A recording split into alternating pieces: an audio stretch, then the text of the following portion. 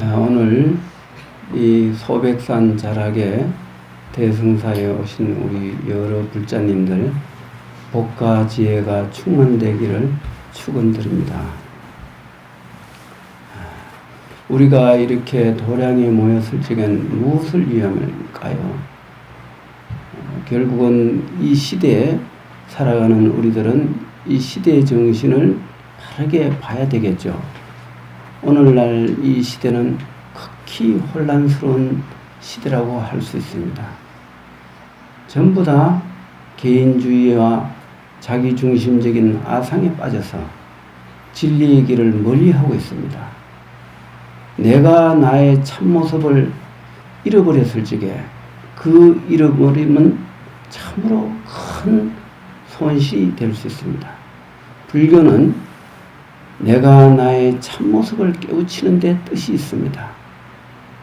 그러면 어떻게 우리는 이 시대의 그 아집에 빠지지 않고 진정한 진리의 길을 걸어갈 수 있을까? 그리고 어떻게 살 것인가? 이거를 우리가 생각해야 됩니다. 불교에서는 첫째, 무아를 가르칩니다. 나 없음을 가르치는 거죠. 진리의 본체에서 보면은 나라는 것은 허상에 속합니다. 나라는 것이 전부 가아인 줄 알지게 참 진나를 깨달을 수가 있어요. 가아를 벗어나지 못하면은 우리는 평생을 허상에 속아 살게 되겠죠. 그래서 정말 우리는 바른 수행을 잘 살아야 돼요. 일생에 우리가 살아가는 일이 어느 하나든 헛되지 않아야 되는데, 진실해야 되는데, 그것이 잘못됐다면 우리는 손해가 많은 거죠.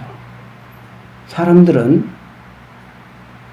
일생에 살아가며 몇 번 쏟고 산다고 생각하죠. 타인으로부터 여러 가지 쏟는 일이 많다고 생각하겠지만은 사실은 그런 쏟는 것은 별거 아닌 거예요. 근데 내가 내 자신에게 쏟는 것이야말로 큰 쏟음이에요. 이 쏟음은 결국은 우리에게 무한한 고통을 만들어진다. 내가 내 자신의 참모습을 깨우치지 못함으로 인해 벌어지는 수만 가지 그 고통은 벌어질 수밖에 없다.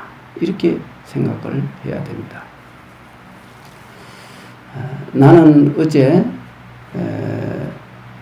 조계사의 그 88세 되는 노스님이 설조 노스님이 종단 개혁을 발언하면서 지금 20일째 단식 중에 있습니다. 너무나 원력이 지대하시고 이 나라 불교를 걱정하는 마음이 너무 크기 때문에 제가 요즘은 그 일에 매달려갖고 이 전리를 거의 하지를 못할 정도입니다. 일주일에 서너 번 올라가니 저도 감당하기가 힘들지만은 그러나 목숨을 걸고 단식하는 그 노스님에 비해서는 저는 아무것도 아니죠. 근데 어제 갔을 적에 조용히 노스님 옆에 앉았다가 그래 스님 건강 때문에 걱정이 많이 됩니다. 이제 그랬더니 그거는 신경 쓸 거 없고 내가 자네에게 개송 하나 전하겠네. 그래요. 그래서 예 그러면 말씀하십시오. 이제 이렇게 했더니 그래 이제 그 개송을 쓰시더라고요. 그 이제 카톡에는 올라가 있는데 천중무일 심중무이 하늘 가운데는 두 해가 없고 심중무이 마음 가운데는 두 가지 뜻을 두지 않는다. 약봉난행시 만약 어려운 일을 만났을 적에 내 어찌 이 몸뚱아리를 아끼겠느냐. 이제 이 개성을 설하셨어요.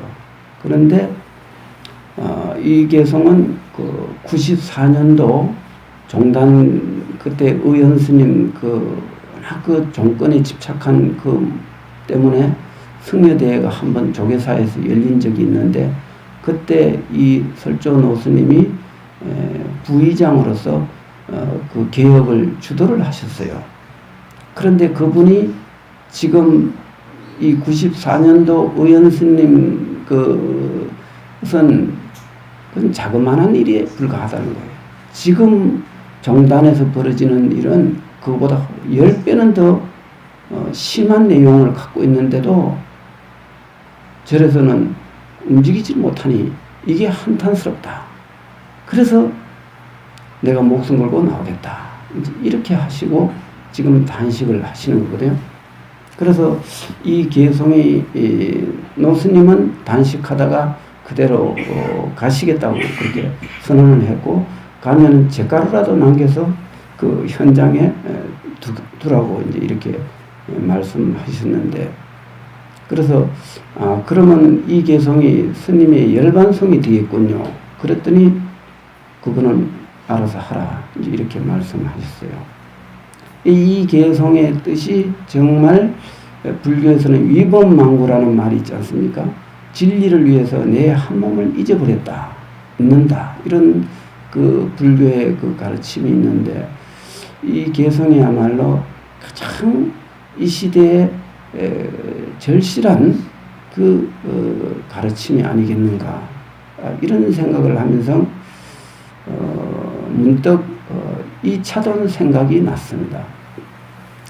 우리 신라 시대 때 그 당시 이렇게 토속 신앙에 물들어 있던 그 신라인들에게는 백제나 고구려는 이미 불교를 받아들여 갖고 많이 이렇게 신봉하고 있는데 이 경상도 쪽에 해당되는 경상북도하고 남도 이쪽이 불교를 안 받아들인 거예요. 왜냐하면은 스님들은 보니까 머리를 깎고 옷도 이상한 거를 입고 도대체 우리가 믿을 만한 가르침이 못 되겠다. 이래갖고 계속 그 대신들이 거부를 함으로 인해갖고 그 이차돈이 당시 내가 희생하지 않으면은 이 불교를 이렇게 일으킬 수가 없으니 그 임금께서는 내가 흑면사라는 경주에 절을 짓는 그를 문책하는 차원에서 제 목을 매십시오. 그러면은 이적이 일어날 겁니다. 이적이 일어남으로 불교를 공인받을 수가 있을 겁니다. 이제 이렇게 했는데 그 임금이 그 법황왕이라는 임금이 아니 그렇지만 어떻게 목숨을 자를 수가 있겠느냐. 그거는 부당하다. 이러니까 그렇지 않습니다. 거기서 이제 이차돈이 참 유명한 말을 했어요. 부비상인 유비상지사라 이런 말을 했어요. 대저 비상한 사람한테서 비상한 일이 있습니다. 그냥 정상적이고 평상한 가운데서는 아무 일도 할 수가 없습니다. 특별한 조치를 취하지 않고는 어떻게 이 우매한 중생을 깨우칠 수 있겠습니까? 저는 목숨을 버려서 불교를 위하는 그런 어떤 그런 말하자면 부처님께 공명을 올리겠습니다. 이제 이랬어요. 그래서 임금은 그 뜻을 참 가상하게 생각하고 대신들을 모아놓고 이렇게 왕의 허락도 없이 마음대로 절을 짓고 이상한 종교를 저렇게 믿고 저렇게 불상을 모시고 저렇게 하니 그 죄로 목을 치겠다. 이렇게 하고 목을 쳤는데 흰피가 나왔고 그 목은 그 공중으로 날라가서 그 백률사라는 그 산 중턱에 떨어진 거예요. 그래서 그 이적을 보고는 불교를 모든 사람들이 불교야말로 가장 모든 선신들이 받드는 그런 훌륭한 가르침이다. 이제 믿겠다. 이래갖고 이제 그 불교가 이제 신라에서 공인되는 그 과정을 거치게 됐고 법황왕은 그 이후 임금을 내놓고 이제 그 왕비하고 같이 출가를 해서 스님이 됐습니다. 이제 이런 그 신라의 그런 그 불교가 공인되기까지는 그런 희생이 있었다는 거죠. 그리고 중국에서는 그 불교를 받아들일 적에 그런 그 스님이 또한 그런 그 경전을 불태웠는데 경이 타지를 않고 황금색으로 금색으로 바뀌는 그 이적을 보였죠. 그래서 그 스님들이 공중에 떠서 설법을 하고 중국이 전부 불교를 받들게 된 그 내용이 있는데, 이렇게 불교가 어려울 적에는 그런 희생이 따르지 않고는 사람들을 감동을 주지를 못해요. 그런 데 비해서 오늘날 우리 한국 불교는 굉장히 위태롭습니다. 그런 그 끝없는 물질과 권력과 아집에 사로잡혀서 정상적인 길을 가지 못하고 있습니다.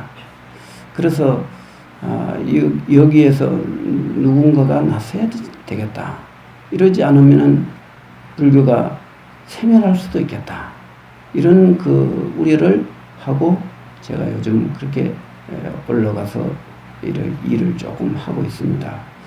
이제 얼마 후면은 이제 그 전국 그 사찰에 이제 설문조사가 나갈 거고, 거기서 승려대회를 찬성하는 그런 그 여론이 많아지면은 그거는 승려대회가 성공적으로 될 것이고, 거기서 그 대중들이 지지를 받지 못하면은 그건 승려대회를 열 수가 없는 거예요. 그래서 우리는 승려대회가 열든 안 열든 우리가 해야 할 일은 마땅히 하고, 안 되면은 안 되는 것도 시절 인연이고 되는 것도 시절 인연이라는 거죠. 그래서 어떤 목적에도 연연하지 않고 오로지 이 시대 우리 불자로서 할 일은 하는 것뿐이죠. 과연 우리 이런 혼란 시대에 우리 불자들은 어떻게 살 것인가, 이거를 생각해야 됩니다. 올바른 신앙이라는 것은 나라는 이익에서 벗어나야 됩니다. 자아의 늪에서 빠져갖고는 진실한 공덕을 이룰 수가 없어요. 그래서 이 자아의 늪을 벗어나기 위해서 우리 불자님들은 열심히 정진을 해야 됩니다. 성지순례를 다니는 것도 결국은 모든 부처님의 성지를 다니면서 내 마음의 모든 미혹을 털어내고 진실한 신심과 바른 지혜를 얻는 데 뜻이 있는 거예요. 지혜라고 하는 것이 선정에서 나오지 선정이 없이는 바른 지혜가 나올 수가 없습니다. 그러면 선정은 또 어디서 나오느냐? 바른 신행에서 나옵니다. 그래서 우리는 신행이 철저해야 됩니다. 이 시대가 이럴수록 우리 불자들의 신심이 점점 이렇게 떨어지는 경향이 있어요. 이 부산 그 경상남도는 불심이 많기로 아주 소문이 났습니다. 이 경상북도는 많이 경상남도에 비해서는 불심이 좀 약해요. 그런데 또 타도시로 가면은 더 많이 경상북도보다 더 많이 또 약해요. 그래서 불자들의 신심이 그 떨어지면은 바른 수행을 할 수가 없죠. 왜냐하면은 모든 선정은 신행에서 오는 건데 신행이 없이는 바른 지혜가 나올 수가 없겠죠. 그래서 우리 불자님들은 이런 성지 순례를 다니면서 내 마음의 모든 잘못된 찌꺼기를 다 소멸하고 맑은 그 신심으로 수행을 하고 연부를 할 적에 우리들 몸과 마음은 맑아지는 데서 참된 걸림없는 지혜가 나온다는 거죠. 이 지혜는 조건 있는 지혜가 아닙니다. 어떤 지식에 의존하는 것이 아니라 우리의 참마음에서 나오는 청정한 지혜예요. 그것을 무루지혜라고 그럽니다. 그 영원한 지혜. 새지 않는다는 것은 곧 영원하다는 뜻인데, 영원한 지혜가 바로 청정한 마음에서 나오는 거예요. 우리는 그런 참 지혜에 의해서 세속의 삿된 지견을, 삿된 견해를 소멸해야 되는 거죠. 이제 이 시대는 바른 정견이 매우 필요한 시대입니다. 사회가 점점 삿된 견해로 치닫고 있습니다. 지식의 어떤 풍요로움은 어리석음을 더 키우고 있어요. 지식이 중생들의 바른 지혜를 가로막고 있습니다. 그래서 지식은 하나의 번뇌에 해당됩니다. 그래서 이 중생들의 그 업식을 빨리 다스리지 않으면은 그 번뇌의 늪에서 빠져나올 수가 없겠죠. 이 불교에서는 그 철저한 수행을 강조합니다. 경에 보면 이런 말이 있죠. 종일 수타보의 자무반전분이라. 종일토록 남의 보배를 세워도 자무반전분. 나에게는 절반의 이익도 오지 않는구나. 여법불수행함은 다문영예시라. 여법하게 신행을 하지 않는다면 많이 듣고 지식이라는 것은 도움이 되지 않는다. 그랬습니다. 부처님께서 처음 발심을 하고 6년간 처절한 고행을 하셨습니다.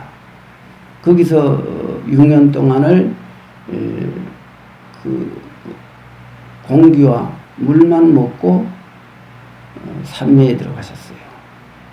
요즘 이렇게 네팔에 6년 동안 이렇게 물도 안 먹고 공기만 마시고 6년간 이렇게 정진한 그런 붓다 소년이라는 분이 있습니다. 참 대단한 그런 수행력인데 아직 그분은 지금 20몇 살이 됐는데 아직 깨치지 못했다는 말을 했어요. 말하자면은 이제 큰 정각은 어느 때가 돼야 이제 열리는 것이기 때문에 아직 깨치지는 못했지만 지금 설법을 하고 계시는데 서가모니 부처님은 6년 고행 끝에 인생의 대도를 깨달았어요. 그 큰 깨달음도 역시 정진을 통해서 얻었지 지식을 통해서 얻은 건 아니라는 거죠. 우리는 지식이라는 것은 발심을 하는데 도움되는 역할이 되어야 돼요. 그런데 지식이 발심에 도움이 되지 않고 하나의 나의 그 아상을 키우고 어떤 그 지식을 자랑하는 도구로 이용한다면은 그 지식이 번뇌로 바뀌는 거죠. 불교적인 지식이라도 마찬가지입니다. 그 지식을 통해서 우리의 그 업을 다스리고 마음이 맑아지는 그런 긍정적 그 사고로 이어지지 않으면은 지식은 우리에게 도움이 되지 않는 거죠. 그래서 우리 불자님들은 신해, 믿음과 이해가 같아야 된다는 거죠.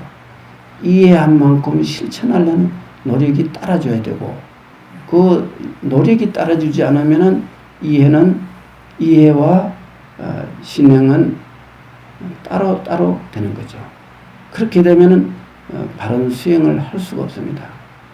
내 마음 가운데 그런 아상을 가지고는 올바른 수행으로 나아갈 수가 없습니다. 그래서 우리는 지극한 신심과 또 원력을 가지고 살아가야 됩니다. 이 원력이라고 하는 것은 바로 우리의 작은 그릇을 큰 그릇으로 바꾸는 거예요. 이 대법이라고 하는 것은 큰 법은 그릇이 커야 되거든요. 작은 내 가정, 내 자신 이렇게 그 한계로 좁혀지면은 큰 그릇이 될 수가 없습니다. 그래서 우리는 큰 그릇을 갖추면 작은 그릇은 그 속에 다 들어가는데 처음부터 작은 그릇을 갖게 되면은 큰 법을 얻을 수가 없겠죠. 그래서 우리는 처음부터 원력을 비록 실천하지 못하더라도 원력은 크게 세워야 된다. 나 마땅히 일체 중생을 위해서 내가 수행하겠습니다. 이런 그 원력들, 모든 중생을 생각하고 모든 중생을 위하는 일체 중생이 이 정법 속에서 마침내 모든 고통을 벗어난 진정한 해탈의 안락을 얻기를 바라납니다. 이런 축원을 한다면은 그것은 참 큰 원력입니다. 여기서 해탈이라 하는 것은 보리심을 말해요. 누구나 다 보리심을 내야 되겠죠. 보리심을 내는 근원은 뭡니까? 그건 바로 우리가 진리의 세계로 들어가기 위함이고 모든 고통을 초월한 절대적 자유를 얻기 위한 거죠. 그래서 내가 진정으로 나라는 한계점을 벗어난 자유를 얻게 된다면 그것은 절대가 돼요. 절대가 된다면 모든 게 다 하나로 통하게 돼요. 그래서 나의 해탈이 모두의 해탈이 되는 거죠. 우리는 이러한 그 원력 속에서 우리의 그 신행이 잘 이루어졌을 적에 우리의 그 길은 밝고 아주 안락하고 좋은 경계가 되는 거예요. 이 혼탁한 시대에 우리가 정법을 만나서 수행할 수 있는 인연을 갖는다는 것은 대단히 행운스러운 일이고 좋은 일입니다. 수많은 사람들이 불교를 믿지만은 불교를 통해서 안심인명처를 과연 얻는 사람이 있는가요? 만일 있다면 그거는 참 바르게 수행을 잘한 사람일 겁니다. 우리 불자님들 정말 이 다급생에 만나기 어려운 이 부처님법을 만나서 이렇게 신행을 하고 있으니 바르게 신행해야 되겠죠. 바르게 신행하는 그 근본은 바로 나에 대한 집착심을 놓는 데서부터 시작됩니다. 나라는 아상에 빠져 있으면은 그 그릇이 잘못됐기 때문에 거기에서 얻어지는 것은 좋지를 못해요. 마치 뱀이 물을 먹으면 독이 되지 않습니까? 물은 허물이 없는데 그 물을 대하는 자의 마음가짐에 따라서 물이 독약이 되기도 하고 양약이 되기도 하는 거죠. 그렇다면은 부처님의 가르침은 대단히 위대하고 뛰어나지만 이 가르침을 우리가 잘 그 훌륭한 그릇에 담아야 되는데 아상에 찬 마음의 그릇에다가 담으면은 부처님 법이 감로가 독약으로 바뀌는 수가 있어요. 그 독약으로 바뀌는 순간 자기도 해롭고 남도 해로운 법을 짓게 되는 거죠. 그래서 우리는 부처님 법을 바르게 신행해야 되고 그러기 위해서는 자아의 늪에서 빨리 빠져나와야 돼요. 그리고 그 바탕 위에서 일심으로 연불을 해야 됩니다. 이 연불수행은 우리 마음을 정화하는데 가장 효과적이고 가장 위대한 힘이 있습니다. 역대 성인들이 모든 신자들에게 다 그래서 연불을 가르쳤어요. 신라의 원효대사, 고려의 보조국사, 나홍대사, 서산대사, 사명대사 다 연불수행의 위대성을 말씀했어요. 특히 말세는 이 지식이 충만된 사회입니다. 정보와 그 어떤 이 지식의 홍수 속에서 사람들은 무식한 사람이 없어요. 요즘은 텔레비를 떠나서 인터넷으로 전 세계 소식을 시시각각 다 보고 듣고 무식한 사람 어디 있습니까? 결국은 이 많은 지식들은 그것이 우리들의 삶을 풍요롭게 해주지 못합니다.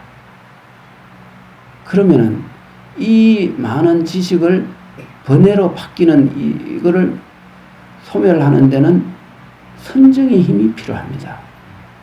선정의 힘이 바로 일념으로 아미타불 연불 수행하는 겁니다. 내 마음이 곧 아미타불이기 때문에 아미타불 부르는 순간 내가 아미타불이 되는 거예요. 아미타불과 내가 본질에서 둘이 아니라는 사실을 깨우칠 적에 그것이 진정한 연불이고 일체 번뇌망상을, 즉 지식에 의한 수많은 번뇌망상을 소멸시키는 가장 강력한 힘이 될 겁니다. 우리 불자들 절에 가면 늘 기도를 많이 하지 않습니까? 주로 이제 간세음보살을 많이 부르고 지장보살, 아미타불, 석가모니불 이렇게 하는데 왜 아미타불을 불러야 되는가? 아미타불은 바로 자성미타라 내 마음을 그대로 드러낸 돌이에요. 우리의 성품짜리를 그대로 드러냈다는 거죠. 그래서 이 아미타불 이 범어를 풀이하면은 무량수요 무량강이다. 이렇게 무량수전이 있죠. 요 부석사의 의상대사가 부석사를 창건하고 왜 하엄전을 짓지 않고 하엄종사가 하엄전을 짓지 않고 왜 무량수전을 짓고 아미타불을 모셨을까요? 하엄경 수행자들이 마침내 연불수행으로 방향을 돌리기 때문에 그래요. 그래서 그 보현행품 끝에 그 아미타불에게 기이하는 개성이 있죠. 그래서 그를 아미타불을 무량수라 합니다. 헤아릴 수 없는 수명이다. 즉 무한대의 수명을 말하는 거죠. 그것은 시간적 경계를 넘어선 도리를 말하는 거죠. 그래서 시간이 없다 이런 뜻이에요. 그 다음에 무량광이라고 부르기도 합니다. 무량광불, 무량광전 뭐 이런 말이 있는데 그것은 공간성을 초월했다는 뜻이에요. 시방세계가 온 우주법계가 한 미진 티끌 속에 들어가는 도리. 이것을 하엄에서는 사사무예라고 합니다.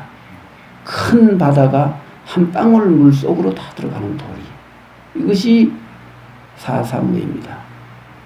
그래서 이 무량강이라는 것은 큰 우주법계가 미세한 티끌 속으로 들어가고 미세한 눈에 보이지 않는 미세한 티끌이 온 우주법계를 감싸는 도리예요. 여기 공간이 있습니까? 공간을 초월한 거죠. 그것이 무량광입니다. 그러면은 무량수와 무량강은 같은 말이에요. 시간을 초월한 것은 공간을 설정할 적에는 시간이 나옵니다. 시간을 설정하기 위해서는 공간을 의존해야 돼요. 해와 달이 움직이는 거에서 우리는 시간을 개념을 생각하고 있죠. 시간과 공간은 진리에서 보면은 초월된 그 경계예요. 그러면은 시간과 초월한 그 경계가 어디에 있습니까? 우리 일심에 해당되는 거예요. 그래서 한경에서 일체유심조라고 그러죠. 이 한 마음이 모든 일체 마음법을 만들어냈다.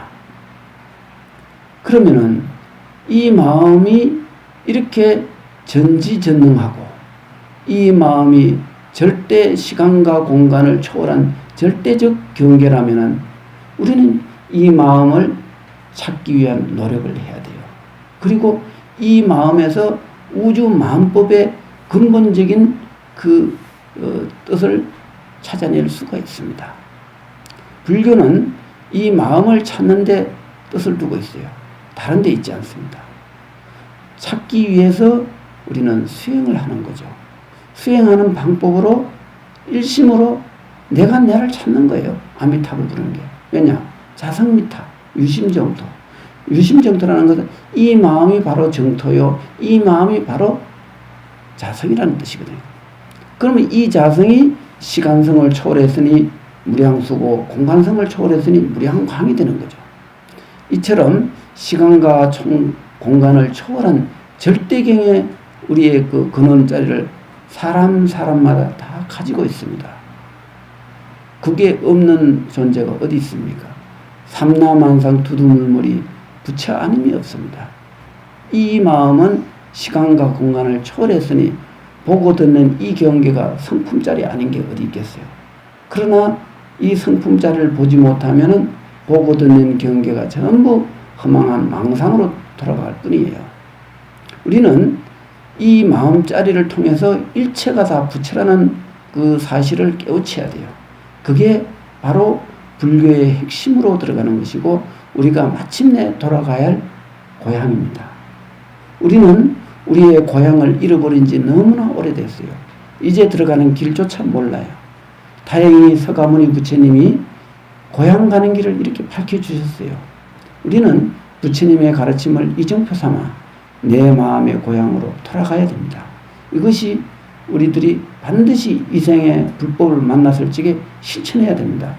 우리가 만일 이 생에 이렇게 수행을 하지 않고 게으름을 피우다가 나중에 젊은 사람은 늙으면 좀 하지 마. 아직은 젊었으니까 좀 내가 할 일이 너무 많으니까. 또 늙으면 자식들을 좀 성공하는 거 보고 내가 공부해야지. 그러다가 늙어갖고 치매가 걸려갖고 오락가락하는 상태에서 공부가 되겠습니까? 왜 자기 일을 그렇게 놓쳐버리고 쓸데없는 일로 시간을 다 보내고 그거 얼마나 억울합니까? 세상에서는 돈 10만 원만 누구한테 속임을 당해 뺏기고 나면 그거 있는 절교합니다. 저놈은 나쁜 놈이다. 그런데 평생을 쏟고 사는 자신에게는 왜 그렇게 원통해 하지 않습니까?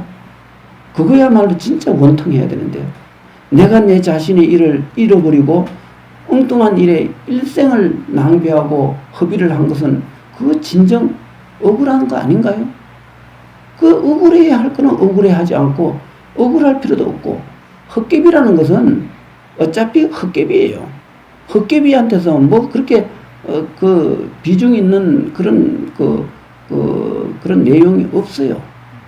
그러면 아무것도 아닌 일에 뭐 그렇게 화를 낼 게 뭐가 있습니까? 아무것도 아닌데 그냥 그러면 그런 값도 하고 넘어가 버리면 돼요. 그게 우리 인생의 중대사가 아니에요. 우리의 중대사는 이 몸이 있을 때게, 이 몸이 또 건강할 적에, 그래도 이 몸이 아직까지 내 자신을 다스릴 수 있는 그런 젊음이 아직 있을 적에 우리가 이 공부를 해야 안 되겠습니까? 이런 좋은 시절이 언제 또 있을 거라고 더 좋은 시절을 기다리는 것은 안 되죠. 우리는 이제 열심히 수행을 해야 됩니다. 어디를 무슨 일을 하든 그 일하는 속에서 내 자신의 주인공을 항상 찾아야 되고 그 주인공에 의지해서 살아가는 그런 삶을 살아야 돼요. 그것이 진정한 삶이고 또는 불자들이 부처님 가르침을 통해서 얻을 큰 가르침이거든요. 아까 여기 성지순례단의 그 대표자께서 뭐 사인을 해달라고 그래갖고 내가 그 사인에다가 이런 거를 써줬어요. 수처작주 진공묘유 이렇게 했습니다. 진공이라는 것은 우주만법의 근원을 뜻하고 묘유라는 것은 진공과 묘유가 사실은 둘이 아닙니다. 우리는 우리 마음과 우리 마음의 작용 이거를 진공묘유라고 합니다. 그런데 진공이 따로 있고 묘용이 따로 있느냐? 아닙니다. 묘용을 떠나서 진공을 찾으면 그거는 물을 떠나서 물을 찾는 것과 똑같아요. 그건 있을 수 없어요. 그렇기 때문에 진공묘유는 중생들의 이해를 위해서 그렇게 조금 나열한 것 뿐이지 실제적으로는 우리의 현실이 바로 우리의 근본이에요. 그래서 우리는 이 주어진 현실을 바른 눈으로 보면 이 있는 그대로가 다 부처고 이것을 바로 보지 못하면 이것은 한이요 헛개비요 허망한 물질일 뿐이에요. 그래서 선에서는 이런 말을 합니다. 번뇌를 돌이키면 바로 보리다. 그거 들어봤죠? 예, 번뇌를 돌이키면 보리고 보리를 잘못 보면 뭐가 됩니까? 번뇌가 되겠죠? 그래서 번뇌와 보리는 둘이 아니에요. 번뇌를 바로 보면 보리고 보리를 잘못 본 게 번뇌가 되는 거예요. 그래서 번뇌와 보리는 둘이 아닙니다. 그러면은 우리는 여기에서 진공묘유라는 마음과 마음작용 이것을 하나로 볼 줄 알아야 돼요. 그렇게 보는 사람은 주어진 현실을 바르게 잘합니다. 내 이 주어진 현실을 바르게 볼 적에 진공묘유적인 삶을 살아갈 수가 있습니다. 우리는 그런 그 본질에 입각해서 살아야지 그런 허상에 집착해갖고 울고불고 할 필요가 없습니다. 그렇게 그 본질에서 벗어난 것은 우리의 허망한 경계로 되고 그 허망한 경계는 결국은 고통이 되죠. 인간이 받는 수많은 고통들이 전부 다 내가 내 자신의 참모습을 보지 못하고 경계를 나로 잘못 착각한 데서 비롯된 것이거든요. 진정으로 내가 내 자신의 참모습을 보고 의지한다면 어떤 것도 걱정할 거 없어요. 왜냐? 모든 게 있는 게 부처 아님이 없으니까. 있는 게 실상 아님이 없으니까. 그러면은 그 사람은 즐거워요.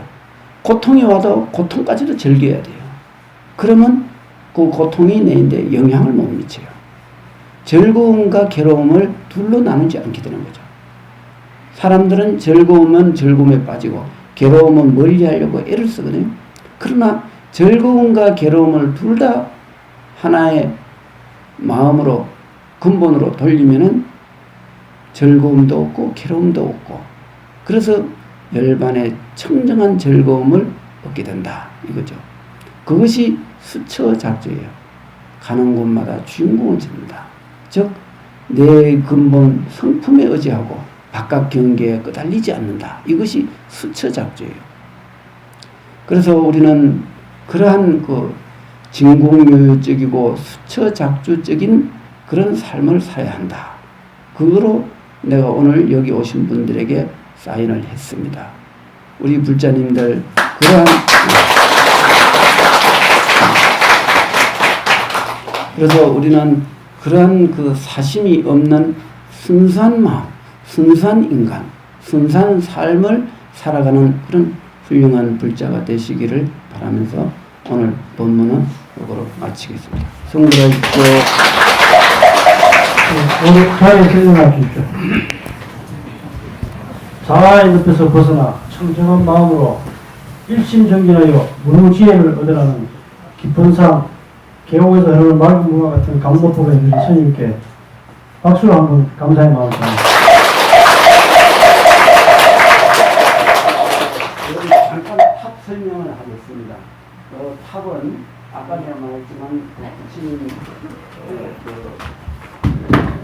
부처님 그 사리를 모신 탑이기 때문에 이 탑에서 이렇게 그 탑을 낙성하고 내가 여기서 신도들 수계 법회를 할 적에 맑은 낮에 이 탑에서 오색 그 강릉이 원을 그렸어요. 탑을 중심으로 떠온다. 그래서 이 탑이 그렇게 부처님께서 말하자면은 관광을 했다는 것은 거의 증명이 되는 거거든요. 우리 불자님들 이 탑의 그 오도가 어떻게 되냐면 제일 꼭대기에 원이 있는데 그 원은 일심을 말합니다. 우리의 본래 청정한 청정곱신 비로장합을 또 소백산 꼭대기를 비로봉이라고 합니다. 그게 근원이라는 뜻이거든요. 모든 만법의 근원이 비로예요. 그래서 일심을 뜻하고 그 밑에 동서남북 이쪽에는 지금 우리가 서 있는 방향이 저 탑에서 보면 정서에 해당됩니다. 그래서 서쪽은 안익탑을, 또 남쪽은 석가모니, 동쪽은 약사의집을, 북쪽은 미륵불 이렇게 사방 사불이 모셔져 있고 그 가운데 부처님 사리를 모셨습니다. 그리고 그 밑에 그 8만 대장경 가운데 그 사방 사불의 소위경전이 다 경제목이 다 들어가 있습니다. 뭐 하강경, 금강경, 반야신경 굉장히 경이 들어가 있는데 그거는 이제 불법이 되겠죠. 불법.